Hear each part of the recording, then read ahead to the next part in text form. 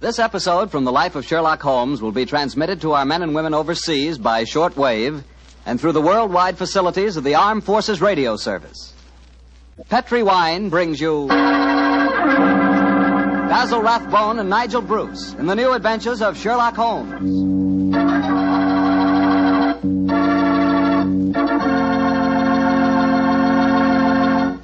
The Petri family, the family that took time to bring you good wine, invite you to listen to Doc Watson tell us another exciting adventure he shared with his old friend, that master detective, Sherlock Holmes. And if you don't mind, I'd like to suggest something that you might share with your friends.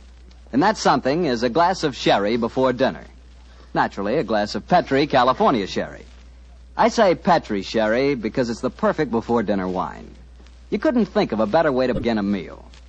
That Petri sherry has a beautiful, inviting color, like dark amber. And for flavor, well, you've heard sherry described many times as having a rich, nut-like flavor. But if you want to learn for the first time what those words rich and nut-like really mean, you just taste Petri sherry. It's wonderful. Serve Petri sherry by itself, or serve it with hors d'oeuvres or those little cocktail sandwiches. And incidentally, if you prefer your sherry dry, not sweet, just ask your wine merchant for Petri Pale Dry Sherry. Well, the important thing to remember is if you want sherry, you want Petri sherry, because that means good sherry. And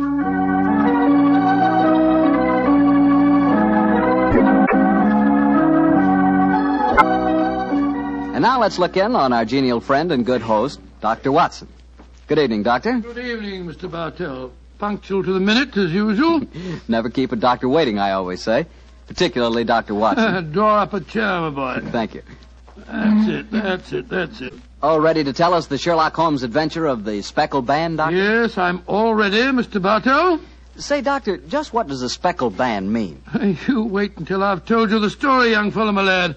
You'll find out for yourself. Sorry. The floor is all yours, Doctor. The adventure of the Speckled Band began on a rainy April morning in 1883. An urgent call from one of my patients had kept me up most of the night before, and in consequence, I came down to my breakfast rather later than usual to find that Holmes had already left our house some hours earlier. As I sat there reading the morning paper and consuming my 2 lightly boiled eggs, there was a knock at the door. It opened to disclose a typical example of the British working man, a bag of tools in one hand and a grimy cap in the other, as he spoke to me from the doorway. You sent for me, Mr. Holmes? I'm not Mr. Holmes. Oh, beg your pardon, Governor. But I've come to mend the guest bracket over the mantelpiece. Oh? What's wrong with it? I've got a leak in it. Oh, leak? Well, what's wrong with your work? Yes, sir. Hope I won't be disturbing you, sir. No, that's all right, my man. Don't mind me. Oh, dear. Very untidy man, Mr. Holmes, sir. What do you mean by that? Well, you can't help noticing the mess this room's in. I've heard say he was as tidy as any when he started, but he learned bad habits from a bloke what lived with him. Dr. Watson, I think his name is. You impertinent fellow. How dare you talk to me like that? I've got a good... Oh, where does he go to? Here! You come out of there! That's Mr. Holmes's room. Don't be angry with me, Watson. What? Just slipping out of these grimy rags into a dressing gown. Good gracious me. So was you, Holmes. Well, upon my soul, I'd never recognized you, but why the disguise? A case, my dear Watson, a case. One of those small problems which a trusting public occasionally confides to my investigation. To the British workman, old chap, all doors are open. His costume is unostentatious and his habits are sociable. Tool bag is an excellent passport, and a tawny moustache will secure the cooperation of maids. But what's the case, Holmes? Well, modest little drama of life in the kitchen, one of those seemingly inconsequential affairs, and yet, Watson, the honor of a duchess is at stake. Duchess? A mad world, my masters, a mad world. Now I feel a little more comfortable. Let's return to the sitting room, shall we? A strong cup of tea would be most acceptable. Oh, I wish you'd tell me about the Duchess and life in the kitchen, Holmes. Some other time, old fellow, some other time. At the moment, suppose you tell me what you know about Miss Helen Stoner. I received a letter from her this morning in which she informed me that she would be calling here at 11, and also that she was a friend of yours. Helen Stoner? Oh, yes. A charming girl indeed. Pour me a cup of tea, Watson, and tell me about her. Well, I befriended her at the time of the tragic death of her sister 2 years ago. I told you about the case, don't you remember? The sudden death of Violet Stoner at an old house in Stoke Moran. Oh, yes. It all comes back to me now. There was a There was an inquest, wasn't there, with a string of stupid, ineffective witnesses? Huh? I was one of them. Oh, I'm sorry, old fellow. Then you were the exception, of course. Wait a minute. Let me see. I docketed the evidence on the case. Where is it? My scrapbook. Here we are. Let me see. Yes, S. Salisbury, Hatchet, Murder, Lord St. Simon. Here we are. Stoke Moran. Yes, I remember the affair well now. The villain of the piece was Dr. Grimsby Roylott, wasn't he? Yes, a dreadful fellow. He's the stepfather of the two girls. Violet, the one that died so mysteriously. Helen, the one who's coming here to see you. Dr. Roylott has a pretty record. 55 years of age, killed his kit McGar in India, once in an insane asylum, married money, wife died, distinguished surgeon. Well, Watson, I wonder what the distinguished surgeon has been up to now. Oh, some deviltry, I fear. Why do you say that? You remember that Miss Violet Stoner's death followed close upon the announcement of her engagement? Yes. Well, I met Miss Helen Stoner on the streets a few weeks ago. She told me that she'd just become engaged to a young fellow in the army who was leaving for the Far East. She was very upset at the thought of being alone with her stepfather at Stoke Moran. Oh, naturally she was. Dr. Roylott stands to lose a considerable sum of money in the event of his stepdaughter's marriage. Yes, they both had a trust fund which he administered only as long as the girls were unmarried. That fact was brought out at the coroner's inquest 2 years ago. But if Roylott did poison the other stepdaughter, and I'm pretty convinced that he did, it seems unlikely that he'd try it again. 2 sudden deaths in the same household could hardly pass the coroner. Oh, no, my dear Watson. You're making the mistake of putting your normal brain into Roylott's abnormal being. Oh, that must be Miss Stoner now. Yes, let me see. It's precisely 11 o'clock. Well, let's see what we can do for her. Well, I hope you can help her, Holmes. She's an extremely nice girl. Come in. Yes, Mrs. Hudson? There's a Miss Helen Stoner to see you, sir. She says she has an appointment. Show her in, please, Mrs. Hudson. Aye, sir. Come in, my dear. Thank you. Miss Stoner, I'm so glad to see you again. How do you do, Dr. Watson?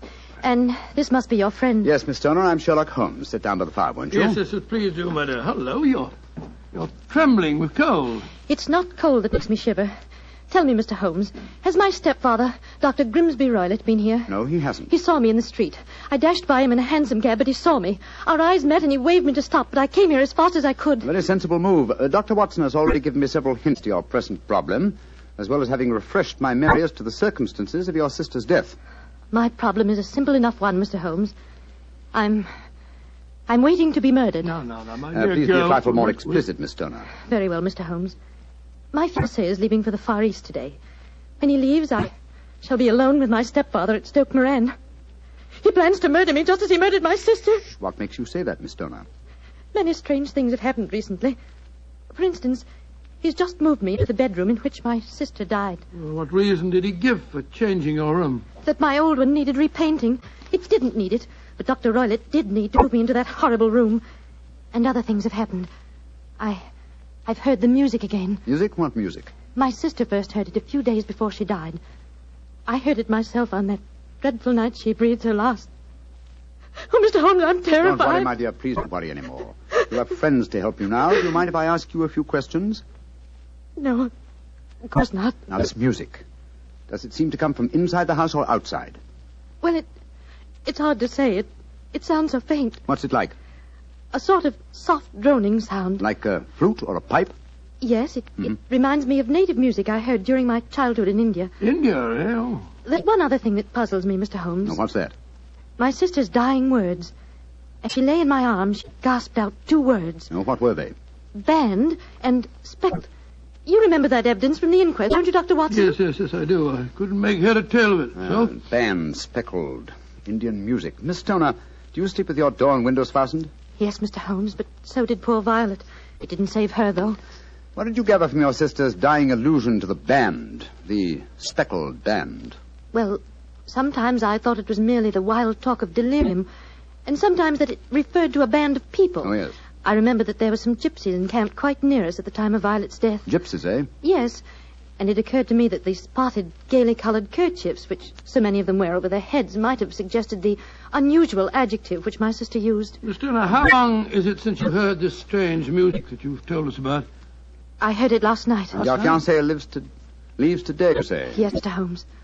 Well, Miss Stoner, I shall do everything I can to help you.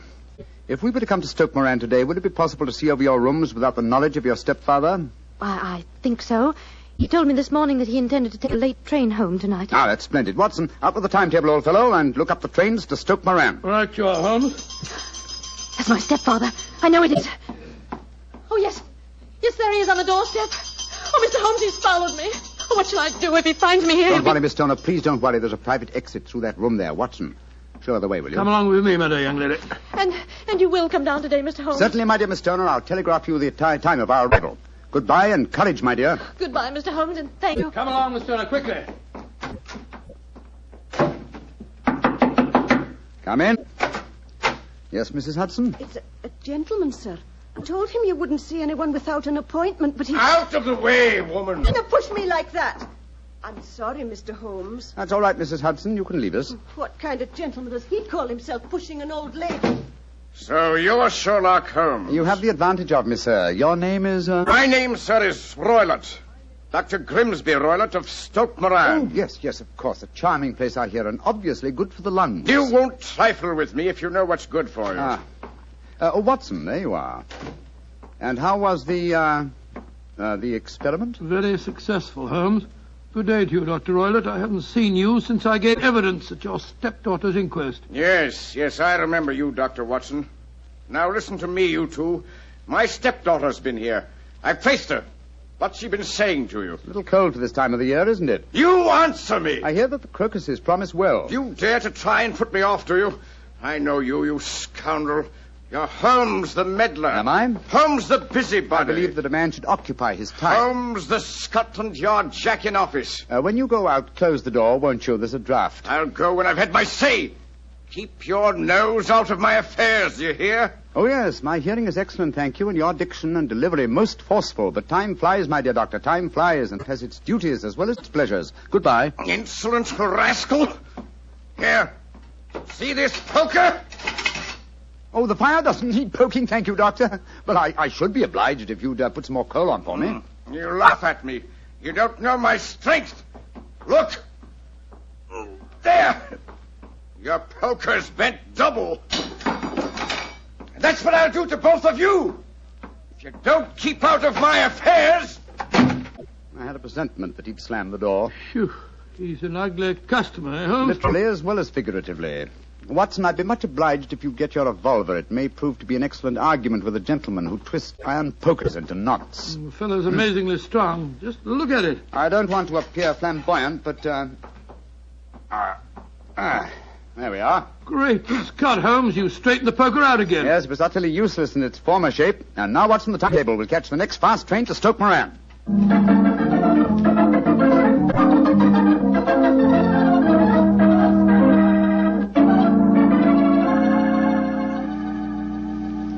Oh, Mr. Holmes, Dr. Watson, I'm so relieved that you've come. But don't you think my stepfather might have followed you down here? To take that chance, Miss Stoner, a few hours' delay might mean the difference between our life and death. It was imperative that we examine this bedroom of yours before Dr. Roylott returns. Anyway, my dear, you mustn't worry any more. We're here in your house, and we're going to take good care of you, no matter what harm befalls you. Thank you, Dr. Watson. So this is the room in which your sister died, is it? It's much as I pictured it. And Dr. Roylott's room adjoins this one, you say, Miss Turner? Yes, Doctor, on that side. The room which adjoins it on the other side is my regular bedroom. The one that's being so conveniently painted, eh? Yes. Well, let's examine this room. No trapdoors or sliding panels, I suppose. It sounds solid enough, Holmes. Yes, I think it is. Hello, what's this? Are you aware that this bed is clamped to the floor, Miss Stoner? Why, no, Mr. Holmes, I did that. What an extraordinary thing. Was the bed in your other room anchored also? No, I don't think it was. Very illuminating. And this bell pull hanging against the wall above your bed. Oh, that, it doesn't work. Doesn't work, but if you want to ring. There's another one on the other wall over there. Now, why this one? Well, I don't know. My stepfather made a number of changes after we came here. Yes, quite a burst of activity, apparently. And it took some strange shapes. Why are you standing on the bed, Holmes? I'm curious, my dear fellow. Aha. It may interest you to know that this bell rope is fastened to a brass hook. There's no wire attachment. It's a dummy. A dummy? But why? There's a small screen above it. It's a ventilator, I suppose. Yes, Mr. Holmes. Yes. A ventilator leading into your stepfather's room. Curious. I notice there's no means of opening the ventilator on this side. It can only be operated from your stepfather's room next door. I wonder if you'd mind taking us in there. Of course, Mr. Holmes. Follow me. What do you make of it, Holmes? There's devil's work afoot, old chap. Here we are, Mr. Holmes.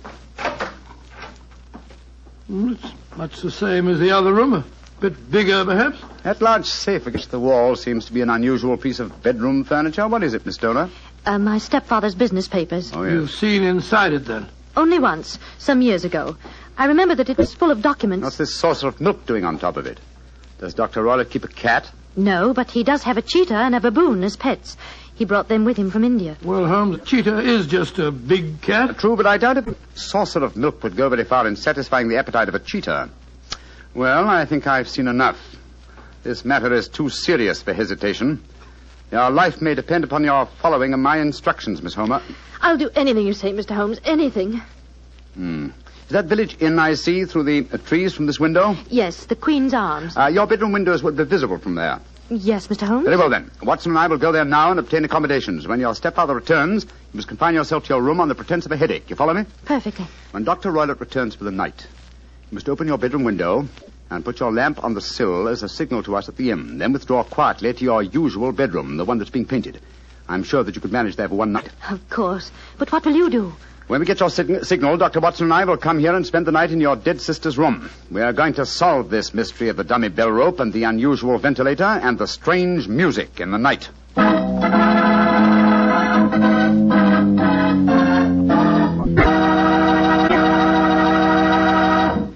You'll hear the remainder of Dr. Watson's story in just a second, so I'm just going to point out that at any really important dinner, you know, like when diplomats get together, you'll find wine on the table. Because for years it's been a known fact that good wine makes good food taste better. Prove that to yourself tomorrow night by having your dinner together with a glass of Petri wine. If you prefer a red wine for any meat or meat dish, try a Petri California Burgundy. That rich, hearty red Petri Burgundy is really out of this world. Now, if you'd rather have a subtle, intriguing white wine, let's say to go with chicken or fish, then try Petri California Sauterne. But Sauterne or Burgundy, to make sure it's good, make sure it's Petri, won't you? Well, Doctor, it's a rattling good story so far. What happened next? You went to the local inn, I guess, and waited for that lantern to appear in the bedroom window at Dr. Roylott's house? That's right, Mr. Bartell. We had an early dinner at the Queen's Arms and then retired to our upstairs bedroom and sat there side by side, puffing away at our pipes, our eyes straining through the darkness for that telltale lantern to give us the signal that there was dangerous work ahead for us. As we sat there discussing the various aspects of the case, I remember that Holmes was very concerned about my own safety. Watson, I really have some scruples about taking you with me tonight. This is an infernally dangerous business. What about that poor girl, alone in the house with that fiend Roylott? I can handle the case by myself, old chap. I'm coming with you, Holmes. You speak of danger. You evidently seen more in those rooms than was visible to me. No, but possibly I've deduced a little more. I imagine you saw all that I did. Well, I saw nothing remarkable except the bell rope, and what purpose that could answer, I confess, is more than I can imagine. You saw the ventilator, too. Yes, but I don't think it's such an unusual thing to have an opening between two rooms. It's so small that a mouse could hardly pass through it. True, but at least you will admit there was a curious sequence of coincidences. A ventilator is constructed. A bell cord is hung from it. A lady sleeps in a bed directly below the ventilator, a bed that is anchored to the floor. The lady dies. Well, I begin to see what you're driving at, Holmes. Look. There's the lantern in Miss Stoner's window. That's our signal, right? Come on, Watson. Our night's vigil begins.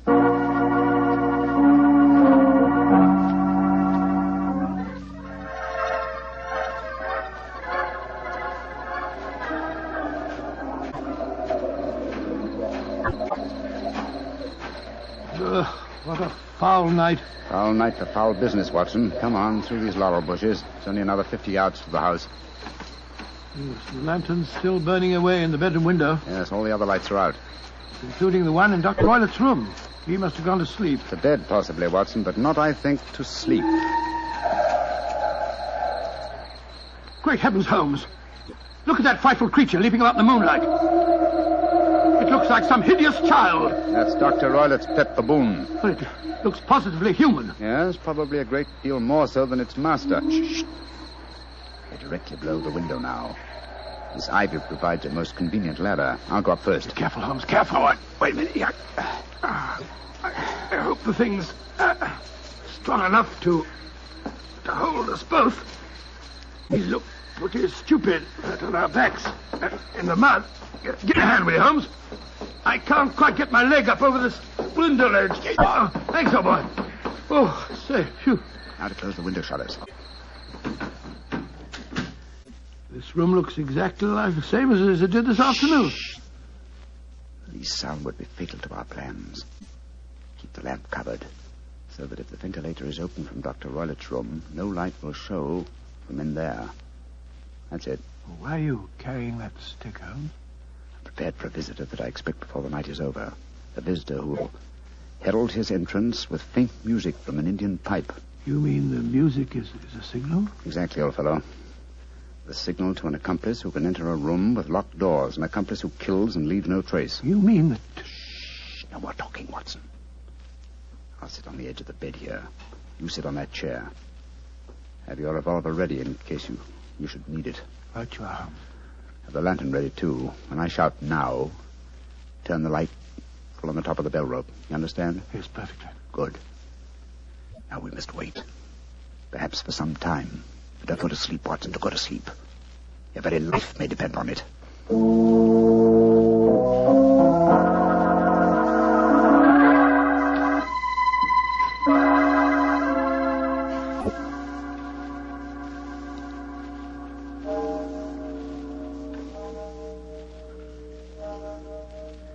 Watson.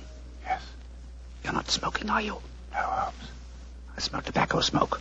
Must be drifting through the ventilator. Exactly. Dr. Roylett is up.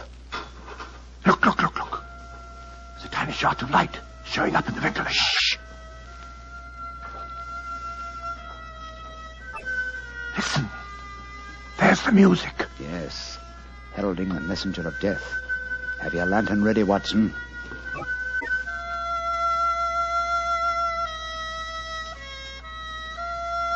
Now, Watson, now! Great heavens, it's a snake slithering down the bell rope. You can't get it without stick, Holmes. Out of the way. Let me get a shot at it. I'm going to drive it back the way it came. Get out. There it goes. Back through the ventilator.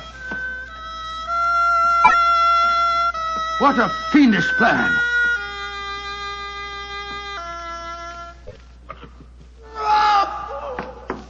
It's cut. What's that? I think the devil has turned on its master. Come on, Watson, into Dr. Roylett's room. Dr. Roylett! Dr. Roylett! Doctor! Good Lord, Holmes. Look at him sprawled on the bed. Look at his eyes. Yes. And see what is coiled around his forehead. It's the snake. Yes, the band. The Speckled band. He's dead, Holmes. Yes, he's been bitten by the deadliest snake in the world. The Indian swamp adder. Deadly fangs produce death within 10 seconds. Well, Watson, violence does in truth recoil upon the violent. And the schemer falls into the pit, which he digs for another. What should we do now, Holmes? We must remove the macabre headgear from the dead doctor and return the snake to its den. Then I suggest that we tell Miss Stoner that there's no more danger under this roof. After that, we can turn the matter over to the local police. Our work is done.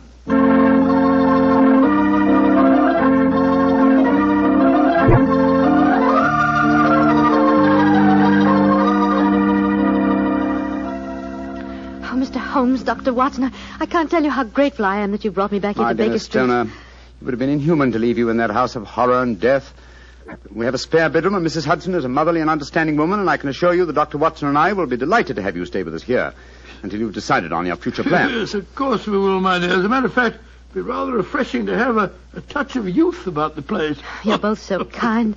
Mr. Holmes, I think it's wonderful how you foiled my stepfather's devilish plans. Yes, wasn't it a remarkable example of logical deduction? No, it wasn't, old fellow. At first, your mention of the gypsies, Miss Hunt, the use of the word band, put me on an entirely wrong scent. However, when we examined the fatal room, I drew the obvious conclusion. You mean the dummy bell rope, the ventilator, and the immovable bed? Yes, old fellow. It instantly gave rise to the suspicion that the rope was there as a bridge for something coming through the ventilator and traveling to the bed. I once thought of a snake. When I saw the saucer of milk on top of the safe, my suspicions crystallized into certainties. Oh, it was a fiendish plot. Yes, an extremely clever one, too. Exactly. My stepfather must have trained the snake to return to him when he played the music. Yes, he put it through the ventilator with the certainty that it would crawl down the rope and land on the bed. It might or might not bite the occupant. Perhaps she might escape every night for a week, but sooner or later she must fall a victim. Thank heaven I came to you, Mr. Holmes. Amen to that, You Miss know, Stoner. Holmes, if you hadn't lashed at the snake with your stick, I bet it would have turned back on its master. True, old chap. In that way, I am no doubt indirectly responsible for Dr. Grimsby Roylett's death. But I can't say it's a fact that's likely to weigh too heavily on my conscience.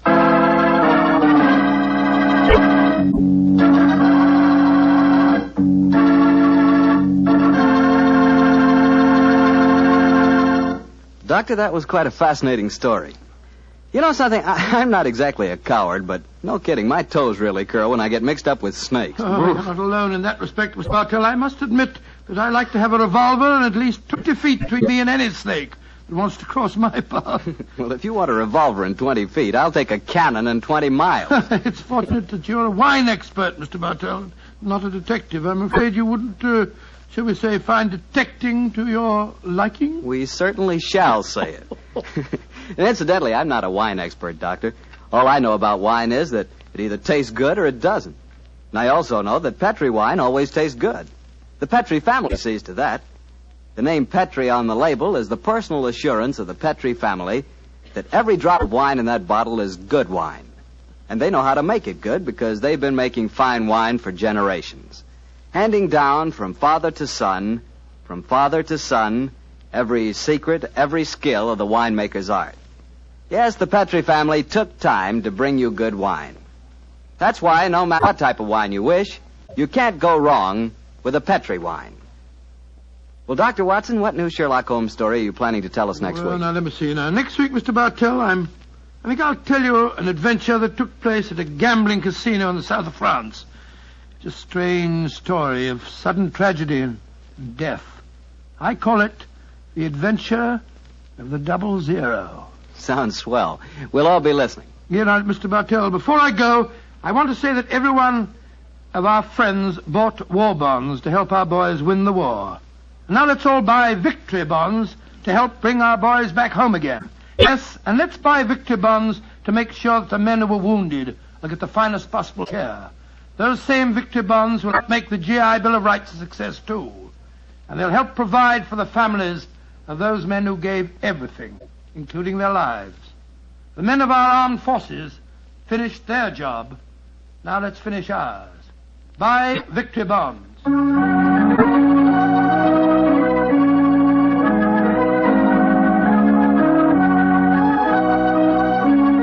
Tonight's Sherlock Holmes adventure is written by Dennis Green and Anthony Boucher and is an adaptation of the Sir Arthur Conan Doyle story, The Adventure of the Speckled Band. Music is by Dean Fossler. Mr. Rathbone appears through the courtesy of Metro-Goldwyn-Mayer, and Mr. Bruce through the courtesy of Universal Pictures, where they are now starring in the Sherlock Holmes series. The Petri Wine Company of San Francisco, California, invites you to tune in again next week, same time, same station. This is Harry Bartell saying good night for the Petri family. Sherlock Holmes comes to you from our Hollywood studios. This is the Mutual Broadcasting System.